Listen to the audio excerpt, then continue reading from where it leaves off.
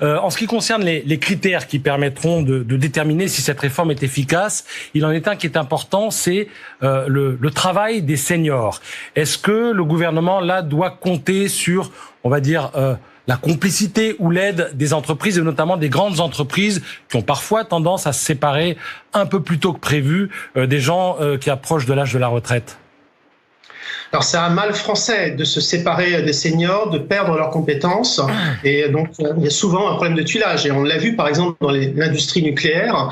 Une des problématiques que nous avons avec les EPR, c'est bien qu'on a perdu des compétences dans des métiers très spécifiques comme la soudure et que ça ne se réinvente pas.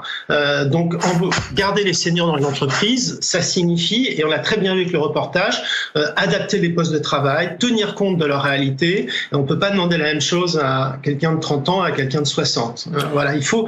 Et ça, les entreprises ont du mal à le faire. Donc, pour le moment, je serais pessimiste, c'est-à-dire que la tendance ces dernières années, c'était bien justement à des départs massifs des seniors, soit en pré-retraite, et puis quand les pré-retraites se sont taries, quand les modalités se sont durcies, on les a remplacés par non plus des licenciements, soit des licenciements pour faute, ça a augmenté, mais beaucoup d'accords à l'amiable, beaucoup de départs à l'amiable. Donc, pour l'instant, sur l'attitude des entreprises, je suis assez pessimiste, mais rien ne dit que ça ne va pas changer.